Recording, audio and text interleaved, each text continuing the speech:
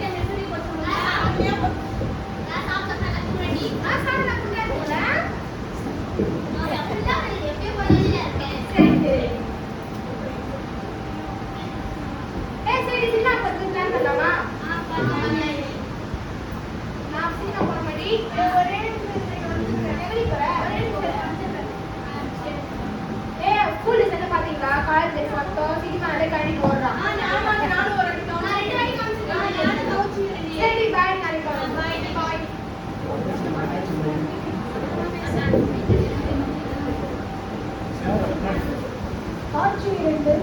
தங்கள் வார விடுமுறை நாட்களை உல்லாசமாக கழிக்க திட்டமிடும் காட்சி.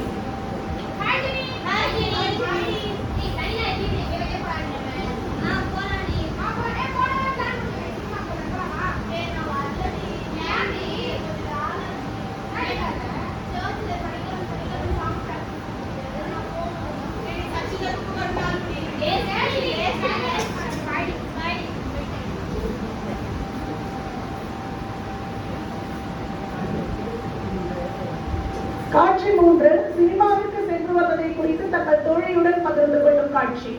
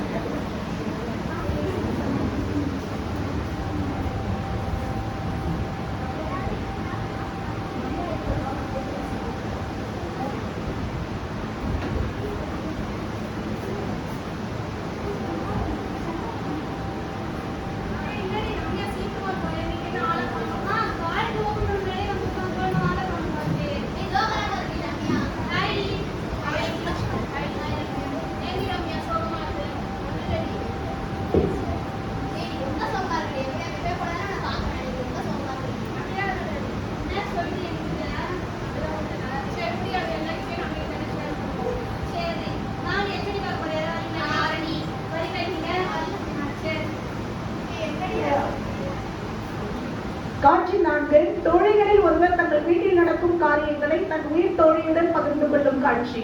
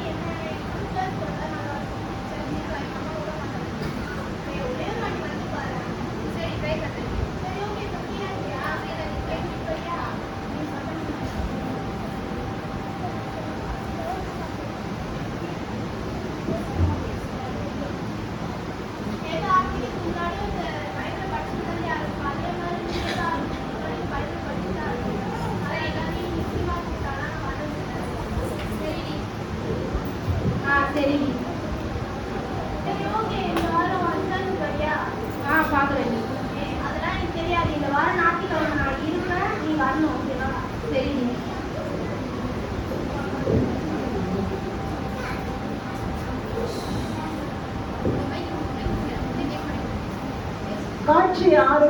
கிறிஸ்துவ தோழியின் வார்த்தைகளை கேட்ட பிறகு சபைக்கு செல்ல போவதை குறித்து மற்ற தோழிகளுடன் பகிர்ந்து கொள்ளும் காட்சி.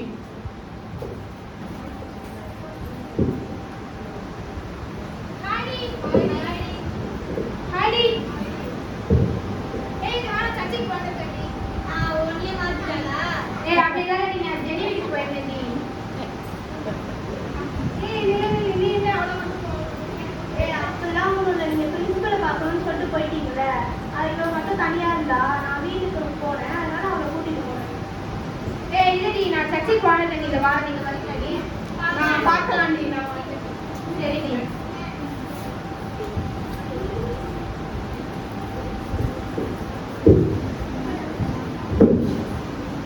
காட்சி 7. தோழிகளுடன் சபைக்கு வரும் காட்சி.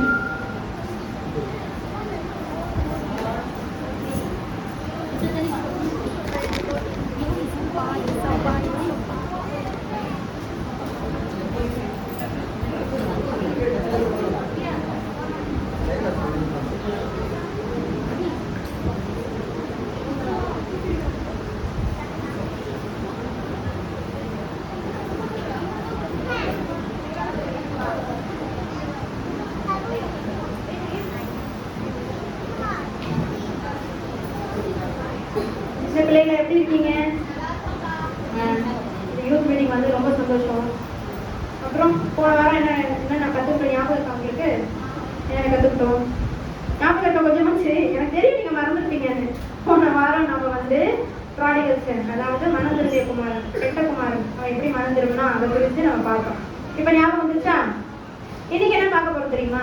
இன்னைக்கு ஒரு விசேஷ சம்பவத்தை பார்க்க போறோம். பைபிள்ல நிறைய காரியங்களை பார்த்துருக்கோம் இல்லையா? விசுவாசிகளின் தகப்பன் யாரு தெரியுமா? விசுவாசிகளின் தகப்பன் கேள்விப்பட்டிருக்கீங்களா? இப்படி ஆட்டணும், இப்படி ஆட்டணும், இப்படி ஆட்டக்கூடாது, இல்ல தெரியாது. ஸ்தோத்திரம். சரி, இன்னைக்கு நம்ம அந்த விசுவாசிகளின் தகப்பனை பத்தி தான் என்ன பண்ண போறோம், கத்துக்க போறோம். யாருன்னு நீங்க கடைசியில கேட்க நீங்க சொல்லணும். ஒரு ஊர்ல ஒரு பெரிய செல்வந்தன் இருந்தார். ஓகேவா? அவருக்கு ரொம்ப வருஷமா குழந்தை இல்லை. குழந்தை இல்லாம கிட்டத்தட்ட 25 வருஷம் கடவுள் சொன்னாரு. சொல்லியா 25 வருஷம் கழிச்சு ஒரு குழந்தை கிடைச்சிச்சு. அந்த குழந்தை எப்படி வளர்ப்பாங்க? 25 வருஷம் கழிச்சாலும் கிட்டத்தட்ட அவருக்கு 75 வயசுல ஆண்டவர் சொன்னாரு நான் குழந்தைய தருவேன்ட்டு. அதையும் தாண்டி 25 வருஷம் கழிச்சு ஆண்டவர் குழந்தைய கொடுக்குறாருன்னா அந்த குழந்தைய எப்படி வளர்ப்பாரு? அந்த செல்வ சீமான்ல அவன் இல்லையா, நம்ம அப்பா அம்மாவே நம்மளை எப்படி வளர்க்குறாங்க இல்லையா? அப்ப அந்த செல்வ சீமான் எப்படி வளர்ப்பாரு இல்லையா? அவ்வளோ நேர்த்தியா அந்த மகனை அவர் வளர்த்தார். ஒரு நாள் ஆண்டவர் அவருக்கு காட்சி இருக்கும். தரிசனத்துல தோன்றி, ஆபிரகாமே, உன்னுடைய ஏக சுதனும் உன்னோட நேச குமாரனுமாகிய ஈசாக்கே எனக்கு பலியிடு, எனக்கு நீ கொடுக்கணும் அப்படின்னு சொன்ன உடனே ஆபிரகாமுக்கு சந்தேகம் வரல, யோசனை வரல, எதையுமே அவர் என்ன பண்ணல, யோசிக்கவே இல்லை. யோசிக்காம என்ன பண்ணிட்டாரு தெரியுமா? உடனே ஆண்டவருக்கு சொன்னதுக்கு கீழ்ப்படிச்சு அவர் ஆண்டவர் இடத்துல சொன்னார், ஒரு மலைக்கு போய் அங்க என்ன பண்ணணும், பிள்ளைய எனக்கு பலியிடணும்னு சொல்லிட்டு உடனே கீழ்ப்படிஞ்ச ஆபிரகாம் என்ன பண்ணாரு? நான் ஆன்சர் சொல்லிட்டேன், ஞாபகம் வச்சுக்கோங்க. விசுவாசிகள் தகப்போட ஆன்சர் நான் சொல்லிட்டேன், கடைசியில கேட்பேன். சரியா? சரி, ஸ்தோத்திரம். அப்போ இந்த தகப்பன் என்ன பண்ணாரு? மகனாகிய ஈசாக்க கூட்டிக்கிட்டு போறாரு. வேலைக்காரன் 4 பேரை கூட்டிக்கிட்டு கழுத மேல விறகையும் நெருப்பையும் எடுத்துட்டு போனாங்க. போகும்பொழுது அந்த வேலைக்காரங்க என்ன சொல்லிட்டாங்க, நீங்க எதுக்கு மேல, அந்த தகப்பன் என்ன சொல்லிட்டா, நீங்க இதுக்கு மேல என்ன பண்ண வேண்டாம், வர வேண்டாம், இங்கே நின்றுடுங்க, என் பிள்ளைய போய் என்ன பண்ண போறோம், ஆண்டவரை தொழுது கொண்டு வரப்போகிறோம்னு சொல்லிட்டு இவங்க மேல போறாங்க. மேல போறாங்க. ஆபிரகாம் அந்த தகப்பன் வந்து பிள்ளைகிட்ட சொல்லியாச்சு, ஈசாக்கு கிட்ட என்ன சொல்லிட்டாருன்னா, நாம என்ன பண்ண போறோம்னா பலியிட போறோம். உடனே மகன் கேட்கிறான், அப்பா ஆடு பலிக்கு ஆட்டுக்குட்டி எங்க, ஆட்டுக்குட்டி எங்கன்னு கேட்கிறான். ஆண்டவர் இவர் சொல்ற ஆபிரகாம், ஆண்டவர் பார்த்து பாருப்பா, நீ வாப்பான்னு மலை மேல கூட்டிட்டு போயாச்சு. கூட்டிட்டு போன உடனே என்ன ஆச்சுன்னா, அங்க இந்த செல்வந்தன் என்ன பண்ணா, தன்னுடைய மகனை அப்படியே படுக்க வச்சுட்டாரு. பலிபீடத்தை கட்டி மகனை கட்டையெல்லாம் அடிக்கிறது மாதிரி படுக்க வச்சுட்டாரு. நீங்க வந்து என்ன பண்ணீங்க? ஈசாக்கு அந்த நேரத்துல வயசு வந்து கிட்டத்தட்ட 17 வயசு இருக்குன்னு வச்சுக்கோங்களேன். நீங்க என்ன பண்ணீங்க? அப்பா ஒரு பஞ்ச் அப்படி ஒரு பஞ்ச் கொடுத்து ஓடி போயிருப்பீங்க இல்லையா? ஆனா ஈசாக்கு எதுவுமே கேட்காம அமைதியெல்லாம் படுத்திருந்தாங்க. அப்போ இவர் வந்து அப்பா வந்து கத்தியை குடுக்கி மகனை பலியிடத்துக்கு போகும்போது வானத்துல இருந்து ஒரு சத்தம் கேட்டுச்சு. ஆண்டவர் மறுபடியுமா அந்த செல்வனாகி ஆபிரகாம் எடுத்து பேசினார். என்ன பேசினாரு? ஆபிரகாமே, பிள்ளையாண்ட மேல உன் கைய போடாத, இவன் அவனுடைய ஏக சுதன் என்றும் மாறாம ஃபர்ஸ்ட் சொல்லவும் சொன்னாரு, நீ ஏக சுதன் நேசகுமாரன் சொல்லிட்டு இப்போ ஆண்டவர் புரிஞ்சுக்கிட்டாரு. சொல்லிட்டாரு, தன் மகனை காட்டில என்னை ரொம்ப நேசிக்கிற, நீ எனக்கு பயப்படுறேன்னு நான் தெரிஞ்சுக்கிட்டேன் அப்படின்னு சொல்லிட்டு நீ பலியிட வந்ததுனால நான் வந்து என்ன பண்ண போறேன், உங்க பிள்ளைய பலியிடாத, நான் அவனை பெருக பண்ணுவேன் அப்படின்னு சொல்லிட்டு ஆண்டவர் ஆசீர்வதிச்சு அனுப்புறாரு. அங்க பார்க்கும்போது ஒரு அந்த இடத்துல பார்க்கும்போது பாத்தீங்கன்னா பக்கத்துல ஒரு ஆட்டுக்கடா கிடந்துச்சு. ஈசாக்கு என்ன கேட்டாரு ஆபிரகாம் இடத்துல, ஆட்டுக்குட்டி எங்கன்னு கேட்டாரு. ஆனா ஆண்டவர் ஆட்டுக்கடானா பெரிய பெரிய ஒரு ஆடு ஆண்டவர் கொடுத்தார். கிரைஸ்தலோட எவ்வளவு பெரிய விஷயம் இல்லையா? அப்ப இது எது காட்டுக்குதுன்னா விசுவாசம் எவ்வளவு ஒரு நம்பிக்கை கடவுள் மேல ஆபிரகாம் வச்சிருந்தா. அப்ப நமக்கும் நிறைய போராட்டங்கள் சோதனைகள் வாழ்க்கையில வரும்பொழுது நம்ம எப்படி இருக்கோம்னா விசுவாசத்துல உறுதியா இருக்கணும். இப்ப சொல்லுங்க, விசுவாசிகளின் தகப்பன் யாரு? யாரு? பாத்தீங்களா, புதுசா வந்த பிள்ளை சொல்லிட்டா கரெக்டா. ஜெனிக்கு தெரியல, புதுசா வந்த பிள்ளை ரம்யாவுக்கு ஈஸியா தான் புரிஞ்சுக்கிட்டா, கதையை புரிஞ்சுக்கிட்டா. கத்த ரம்யா ஆசீர்வதிப்பாரு. இனி வர நாட்களில ஜெனி ரம்யாவும் சேர்ந்து என்ன பண்ண ஆண்டவர் ஆராதிக்க வரோம். சரியா? கை சொல்வா பேசி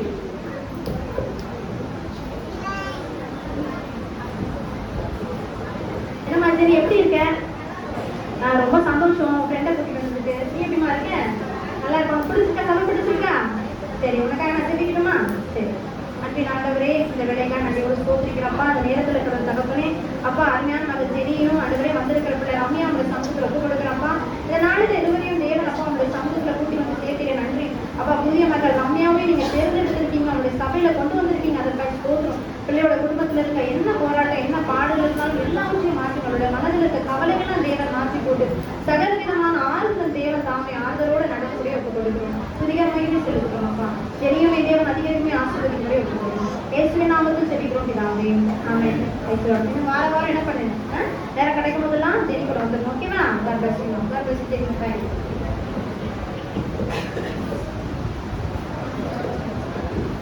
காட்சி 8. சபைக்கு சென்று வந்த பிறகு மற்ற தோழிகளை சபைக்கு அழைக்கும் காட்சி.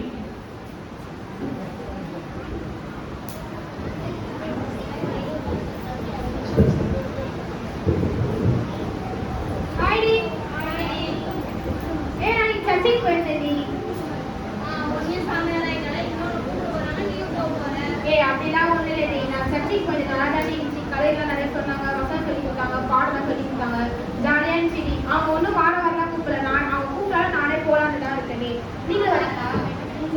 உங்க சர்ச்சை எங்கடி இருக்கு? என் சர்ச்சா கிளாம்பாக்கம் மறிஞ்சனா கல்யாணம் இருக்குது. சர்ச்சு பேர் நன்றி பெட்டர் சர்ச். நான் லொகேஷன் ஷேர் பண்ணுறேன், நீங்க வாங்கடி. எனக்காக கண்டிப்பா வாங்கடி. அண்ணே, உங்களுக்கு ஒன்று தெரியுமா? அன்னைக்கு நான் சொன்னேன் பார்த்தீங்களா, நீங்க வந்து என் கூட சர்ச் வரீங்களா, நான் உங்க கூட சினிமாவுக்கு வரேன்னான்ட்டு. இப்போ நீங்க தானே என் கூட சர்ச் வரீங்க.